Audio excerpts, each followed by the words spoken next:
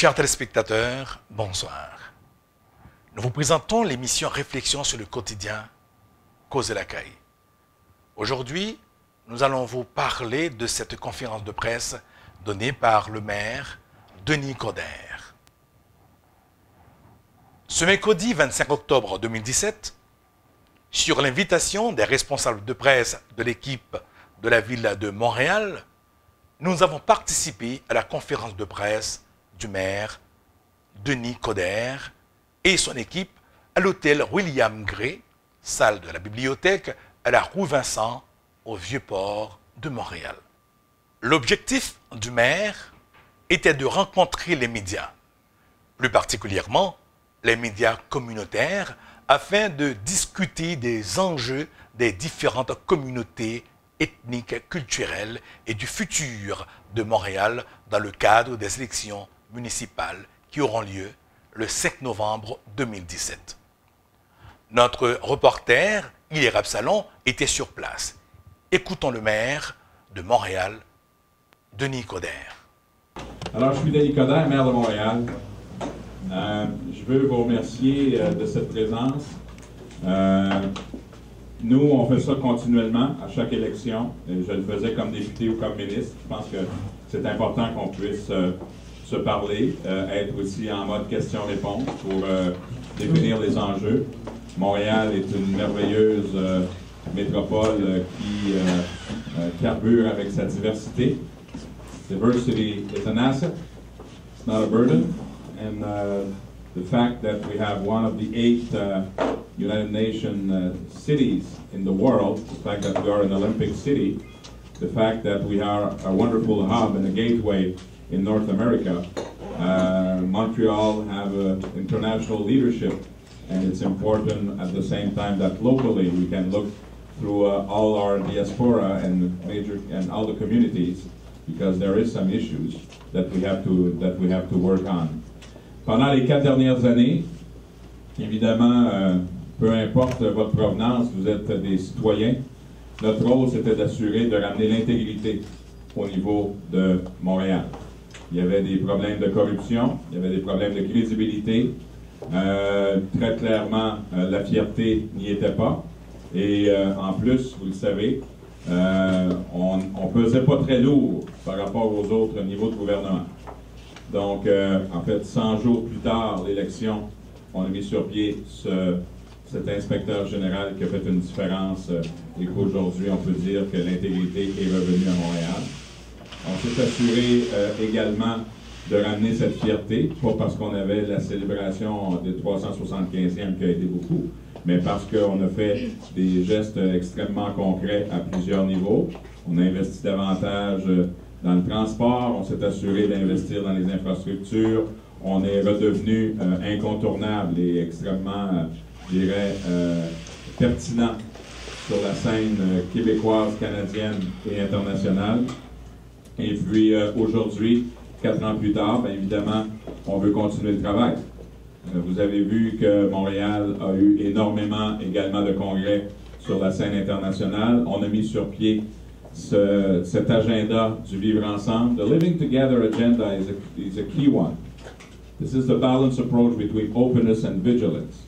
And in those times of trouble, it's imperative that cities that will define the world in the next 20 years, that we assume that leadership position and make sure that we have open channels with all countries and through all others, my colleague, try to make sure that we make this place a better place to be. So not only we have climate change to take care of, we have the issue of transport, but when we're talking about living together, we're talking about the agenda of vigilance. There was in some of your country of origin major terrorist attack, and it was important that we all stick together and make sure that we prevent some of the radicalization that's providing violence. Alors c'est pour cette raison que pour nous cet agenda du vivre ensemble est impératif. Nous avons créé un sommet où plus de 25 maires pour débuter, mais 46 représentant les continents, les 5 continents, pour assurer que l'on puisse se donner un plan d'action commun. mais on voulait s'assurer aussi qu'au niveau de l'échelle locale, qu'on peut jouer notre rôle. On a un rôle à jouer, évidemment, sur la scène internationale, sur la scène économique, sociale et durable. Vous avez vu que depuis les 4 dernières années, Montréal, non seulement est revenu sur la map, mais nous sommes de plus en plus compétitifs et probablement qu'à plusieurs niveaux, une des villes qui performe le plus à tous les niveaux, tant au niveau de l'investissement étranger. On s'est assuré, et ça nous intéresse tous, d'assurer qu'il y ait plus de lignes directes entre plusieurs pays. Donc, Montréal est passé de 30 vols directs en 2004 à 87 ou 88 maintenant, dont 18 dans les 2 dernières années. Donc, on a juste à penser du côté de la Chine, Montréal-Beijing, Montréal-Shanghai. On a juste à penser Montréal-Tokyo, Montréal-Lima. En Europe, plusieurs villes comme Lyon, comme d'autres, et de plus en plus Dublin. Il va y en avoir de plus en plus, tant au niveau des Amériques, de l'Europe, de l'Afrique, que, parce qu'on a Montréal-Casablanca, notamment, qu'au niveau des différents continents. So we delivered. I have a great team, and I'm not afraid to show them. I think that we need to show also that we have that capacity to take over, to administrate. Look what happened in the last 4 years. Not only we had a true status of metropolis, but we were able at the same time to work with different levels of governments and make a difference in people's life. Through transport, we'll have a light rail system that's cost $6.1 billion, and in 14 months we were able, with all levels of governments, to make sure that we will start it. We had, at the same time, gained back all the housing power from the provincial government, from the Quebec government, and it's providing our status. We all know that if we want to fight poverty, or if we want to transform this city, it's imperative that we have that capacity so everybody can have a roof. And that's what we've been doing. Alors, et de continuer d'assurer, parce que nous sommes une ville universitaire, de donner de plus en plus de place pour nos jeunes, faire du logement étudiant, du logement abordable, du logement social également. C'est clair qu'on a besoin de miser beaucoup sur la question de l'emploi. On a créé 120 000 emplois. On a un taux de chômage sur l'île de 8,1 %. Si c'est le Grand Montréal, c'est 6,1 %. Et si finalement les niveaux de gouvernement assurent qu'on va reconnaître enfin les diplômes des nouveaux arrivants, comme de ceux qui sont déjà ici mais qui n'ont pas pu travailler dans leur domaine, on va atteindre le plein emploi. Alors, c'est quoi notre vision? C'est de s'assurer que l'on puisse assumer pleinement cette transition de statut de métropole, que l'on puisse agir davantage pour augmenter la densité au niveau de la ville, que l'on travaille en termes d'emploi pour assurer qu'on puisse atteindre ce plein emploi et de s'assurer qu'on ne parle pas juste en termes de différentes communautés, mais d'une seule communauté qui peut vivre pleinement ses différences et assurer, comme il se doit, leur contribution qu'ils font déjà au niveau de la communauté. Ici Ruthman Sanelius. Je vous invite à nous regarder. Nous sommes en direct 24 heures sur 24. Nous sommes une chaîne de télévision téléculturelle Montréal Network diffusée à travers le monde via Wokubox sur tous les téléphones portables, chez vous, pour vous. Restaurant Flap Flap, un endroit agréable pour bien manger. Une cuisine antillaise où le goût et la présentation des plats se combinent pour augmenter votre appétit. La lo est la spécialité du restaurant Flap Flap. Vos plats de griot, bananes pesées, légumes, dinde, poulet, tasso, poisson, cabri sont disponibles à un bon prix. De plus, un spécial de midi à 16h vous est offert. Tous les samedis, un bon bouillon la caille obtenez-nous. Un service de traiteur qui s'ajuste à votre budget est disponible au restaurant Flap Flap, 5808 rue Charleroi, près la Cordère. Téléphone 514-329-7787. Livraison, Interac, Visa, Mastercard sont acceptés. Restaurant Flap Flap, le bon goût de la cuisine antillaise de la métropole. Marc-Yvan Cachot avec l'animateur Yvon Chéry. Le rendez-vous de la culture et de l'art. Musique, vidéoclips, commentaires, entrevues avec les artistes, chanteurs, poètes, acteurs, réalisateurs, metteurs en scène. tous les artistes de tout genre seront reçus à cette émission animée par l'acteur, poète, chanteur, animateur Yvon Chéry. En effet, la conférence de presse s'est déroulée autour d'un petit déjeuner où les journalistes de presque toutes les communautés ethniques étaient présents. Le maire Denis Coderre a répondu à de nombreuses questions gênantes, fondamentales, les unes plus pertinentes que les autres. Les questions sur le racisme, sur le chômage, sur les valeurs religieuses étaient de mise. Écoutons les réponses du maire au micro de Hilaire Absalon.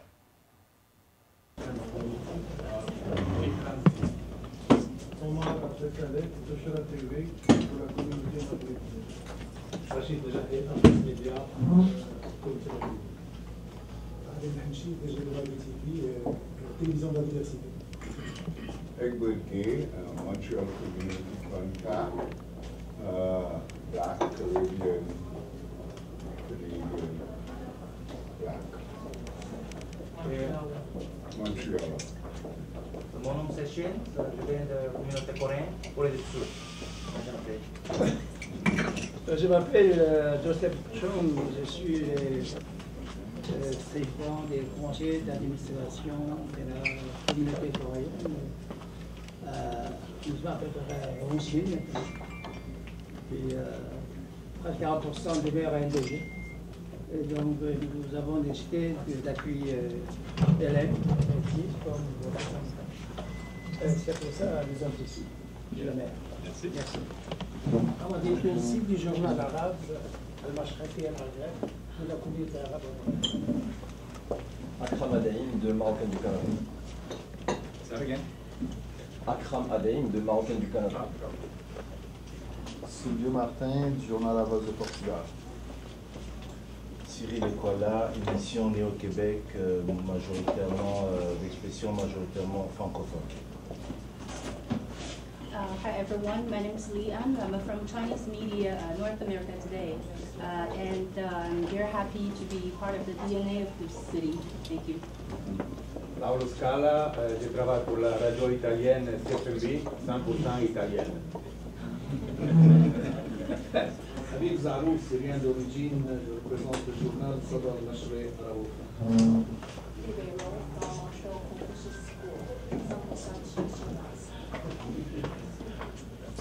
Cindy, from Montreal Conference School and the Website and Community Center. Et pour le Abdelrahman, directeur de publication du journal Maghreb Canada. My name is Lucia Hu. Sanita is Chinese. Non, c'est un autre.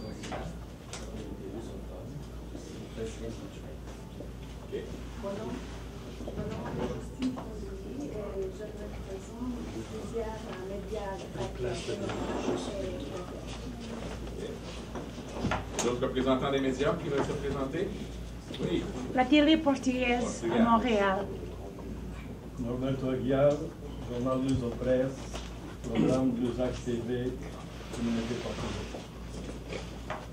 Fojat Salehi, journal Hafte, un journal pour la communauté irano-afghane de Montréal. Yvon Chéry, téléculturel de Montréal, de la communauté haïtienne avec Hilaire Absalon. Qui nous permet à tous les niveaux d'avoir un outreach, d'être capable d'aller vers les gens. Donc, oui, faire des missions commerciales, assurer qu'il y a des représentants des communautés, des représentants du monde des affaires, des communautés. Je le fais aussi avec les régions. On a Montréal International qui fait un travail colossal.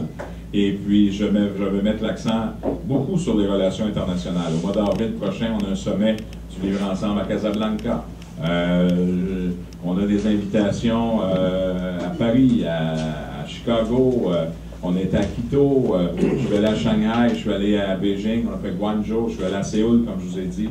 Donc, c'est sûr que cette diplomatie urbaine a une résonance économique, sociale, de réinsertion sociale également dans le contexte de l'économie sociale, mais aussi d'assurer qu'on puisse, avec le statut de métropole, on a maintenant une capacité de consolider nos acquis et d'avoir une stratégie pour aller chercher d'autres entreprises. Donc, c'est sûr que l'année passée, juste au niveau de Montréal International, on a eu 1,35 milliard de dollars d'investissement étranger. Monsieur le maire... Là, on va se donner jusqu'à 10h30, les amis, fait qu'on va laisser rapidement. Monsieur le maire, est-ce que, d'après vous, la démocratie, elle est menacée ici à Montréal, après cette nouvelle loi anti-femmes qui portent le niqab ou bien le hijab? C'est une loi qui n'est pas applicable. Je pense que c'est une loi qui n'a pas nécessairement sa raison d'être. Donc, on va continuer à donner notre avis. Vous savez que sur le plan municipal, autant j'ai été le premier que le président de l'Union des municipalités du Québec a dit la même chose. J'ai rencontré plusieurs personnes en ce sens. Et puis, sur la notion d'applicabilité, je ne veux pas qu'on donne une pression supplémentaire à nos employés pour qu'ils puissent définir si une personne peut rentrer ou pas. Je pense qu'on doit donner des services à visage découvert. Le métropolitain, la ligne bleue, le rayonnement de Montréal, la capacité de se dire que tout est possible, qu'on va arrêter de jouer à la victime et de s'autoflageller. Alors, il y a des grandes réalisations qui s'en viennent. D'ici 2020, là, vous allez avoir un réseau électrique métropolitain. On va commencer la ligne bleue. Le pont Champlain va terminer sur le prochain. On va investir davantage dans l'électrification. Vous allez avoir de plus en plus d'autobus. Vous allez avoir une ville intelligente avec des éléments exceptionnels qui vont permettre un rapprochement davantage entre la communauté, les communautés et la ville de Montréal. On va avoir un statut de métropole qui va nous amener à des sommets exceptionnels où la ville va se transformer de façon admirable. On a on a une ville qui est un leader dans le monde. Alors, quand il se passe quelque chose dans le monde, on demande à Montréal ce qu'il en pense. Paul, non seulement on vit dans un monde sécuritaire, on vit dans un monde d'opportunités et qu'il faut cependant assurer cet agenda de vigilance que j'ai parlé tantôt. Donc, le vivre ensemble, c'est l'équilibre entre l'ouverture et la vigilance. Il y a trois concepts. Il y a l'ouverture, de protéger ce que nous sommes, ce que nous voulons être. Il y a la vigilance, parce que c'est fragile. Mais il y a l'équilibre entre les deux pour ne pas tomber dans une démesure d'un bord par rapport à l'autre. Alors, moi, j'ai confiance en M. Hurtel. On a travaillé ensemble sur plusieurs dossiers lorsqu'il était en environnement. C'est quelqu'un d'extrêmement sensible aux autres. Et puis, on va être en mesure de travailler comme M. Bouillard le fait également. Pour la loi 62, bien écoutez, je ne peux pas être en accord avec tout. Moi, je pense qu'on a manqué notre coup sur l'application, l'applicabilité de cette loi. J'étais très clair depuis le début que ce n'est pas nos employés de définir qui peut rentrer ou qui doit sortir. Que la question des services rendus, on ne doit pas toucher à ça parce que ça va créer des situations de discrimination probantes. Que oui, la question est très délicate, puis je dois comprendre la question du visage découvert. Le visage découvert, on sépare l'État de l'Église. Alors, ça c'est vrai pour les services rendus. Mais on ne peut pas d'un autre côté dire que Montréal, comme le monde municipal, est autonome et de déterminer comment les gens doivent s'habiller. Pour une diaspora nombreuse et instruite ici à Montréal. Je veux dans un premier temps dire à quel point je suis outré qu'un de mes frères, qui est maire de Dakar, Khalifa Sall, qui est en prison pour des raisons politiques. Alors je demande au président Macky Sall de régler cette situation-là parce qu'il était éligible et il a été élu comme député. Mais il ne peut pas travailler de la prison de Dakar.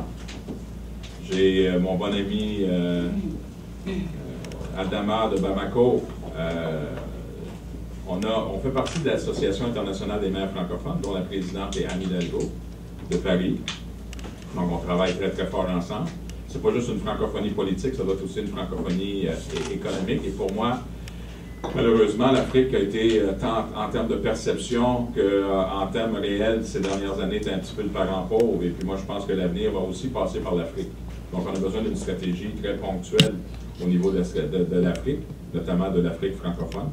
Et puis, tant du côté du Maghreb que dans d'autres coins de cette Afrique, c'est de mettre l'accent sur le jumelage. On a une stratégie avec la Guinée-Conakry. On veut vraiment travailler à tous les niveaux, tant en termes de coopération, en termes de développement durable, en termes d'échange au niveau des spécialités, parce qu'on a une administration qui le fait déjà en Haïti. On peut le faire ailleurs, des programmes avec la Fédération canadienne des municipalités puis la Ville de Montréal pour être là comme consultant ou être coude à coude et démontrer de la solidarité pour aider les villes à passer au travail. Parce que vous savez que dans les 20 prochaines années, 75% et plus de la population va se retrouver dans les villes, donc on a besoin d'avoir une stratégie. Ça va? Merci beaucoup à tout le monde. Merci. Merci.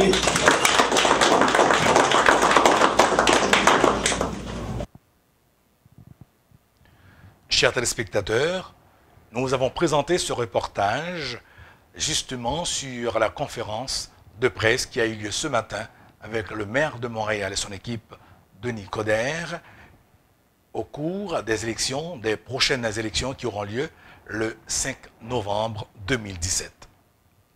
Ainsi, à l'émission Causer la caille et réflexion sur le quotidien, nous voulons vous dire tout simplement, c'est très, très important, mes amis, de participer dans l'élection municipale. Dans la communauté, nous avons tendance très souvent à négliger l'élection. Parce que pour nous, c'est une grosse élection provinciale et fédérale qui est en tête, nous, qui est considérée comme élection. C'est même idéologie ça nous en Haïti. Nous avons tendance à participer seulement dans l'élection, les fait président.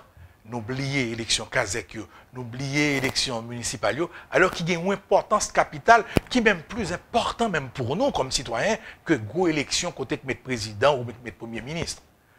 Qui ça? Qui est bon pour nous, les nous voter conseiller municipal ou bien voter maire? Moun sa yo, c'est eux-mêmes qui sont plus proches nous. C'est eux-mêmes qui sont dans l'arrondissement nous. C'est eux-mêmes qui sont dans le quartier, la caille côté nous vivre. C'est eux-mêmes qui sont en contact avec nous quotidiennement. C'est eux-mêmes qui plus qu'on a besoin nous pour y aller porter aller. Donc, là, nous pas participer comme ça, nous faisons négligence. Eh bien, si nous avons un monde qui représente nous, un monde qui est capable de porter message là pour nous, eh bien, si nous ne pas le voter, comment nous voulons pour trouver nos positions, pour porter parole, nous porter message nous. Là, nous avons besoin d'un parc dans la zone, nous avons besoin d'un terrain de football, nous avons besoin d'un organisme communautaire fonctionnel. Justement, premier monde pour nous rencontrer, c'est le conseiller municipal, qui ensuite, pour le maire, qui a présenté projet quartier, projet arrondissement. Donc, c'est ça là l'importance de participer aux élections municipales. Encore une fois, mes amis dans la communauté, je dis nous, il faut nous apprendre à prendre place nous. Et pour nous prendre place nous, c'est avec un vote pour nous prendre. Si vous avez choisi, nous sentir qui répond à l'aspiration, nous sentir qui est proche, nous qui parler avec lui, pour nous dire qui ça nous besoin pour tout le monde. Nous avons un problème dans l'école que tout le monde. Les qui est proche nous, c'est conseiller municipal, c'est mairie. Les gens qui fait propter la caille devant la caille, qui fait propter ou qui a un problème, n'importe quel problème, c'est conseiller municipal et maire. Alors, mais important, c'est l'élection ça gagne pour nous bien choisir, pour nous choisir un monde que nous sentons qu'il va représenter nous. Un monde nous sentons qu'il y a un problème, nous avons adressé avec lui qui peut acheminer le problème. Nous avons tempérament, nous disons oui, nous allons voter dans le sondage, mais je vote là, nous tout de suite dans la caille, nous ne pouvons pas voter. Et ça fait que nous des camionnettes là. Ça fait tout le monde pas nous trop importance dans la ville là, puisque toujours dit, pour ça, Haïtiens mettent oui, mais Haïtiens ne peuvent pas le voter. Mes amis, on change les bagailles, on change les données, on crée une force pour nous montrer que nous présents, nous dans le pays, nous pour nous prendre place. Nous faisons tout le monde dans le pays, tout le monde ça eux-mêmes, ils font ici. Je ne pense pas à la tête moi-même qui ont un attachement avec Haïti, qui a pensé à finir vieux jour en Haïti. Il faut me penser à tout le monde qui est ici. Donc, comme ça, il faut participer dans le changement qu'a fait dans la société. Et seule façon, nous-mêmes, comme population, comme peuple, nous avons participé, c'est de nous voter. Et c'est avec vote nous avons fait changement. Encore une autre fois, télévision, ça va regarder là. L'y encourager, faire déplacement à le voter. Parce que vote ça, c'est l'équipe parole. Et c'est avec parole ça, qu'on fait changement dans le système politique, dans la société qu'on doit vivre là. C'était Réflexion sur le quotidien, Causer la caille. Nous avons rendez-vous un autre jour, même jour, avec journée jeudi. Ici Ruthman Sanelius. Je vous invite à nous regarder. Nous sommes en direct 24 heures sur 24. Nous sommes une chaîne de télévision téléculturelle Montréal Network diffusée à travers le monde. Via Roku Box, sur tous les téléphones portables, chez vous, pour vous. Restaurant Flap Flap, un endroit agréable pour bien manger. Une cuisine antillaise où le goût et la présentation des plats se combinent pour augmenter votre appétit. Lalo est la spécialité du restaurant Flap Flap. Vos plats de griot, bananes pesées, légumes, dinde, poulet, tasso, poisson, cabri sont disponibles à un bon prix. De plus, un spécial de midi à 16h vous est offert. Tous les samedis, un bon bouillon lacaille attend-nous. Un service de traiteur qui s'ajuste à votre budget est disponible au restaurant Flap Flap, 5808 rue Charleroi, près la Cordère. Téléphone 514-329-77-87. Livraison, Interac, Visa, Mastercard sont acceptés. Restaurant Flap Flap, le bon goût de la cuisine antillaise de la métropole. Marc-Yvan Cachot avec l'animateur Yvon Chéry. Le rendez-vous de la culture et de l'art. Musique, vidéoclips, commentaires, entrevues avec les artistes, chanteurs, poètes, acteurs, réalisateurs, metteurs en scène. Tous les artistes de tout genre seront reçus à cette émission animée par l'acteur, poète, chanteur, animateur Yvon Chéry.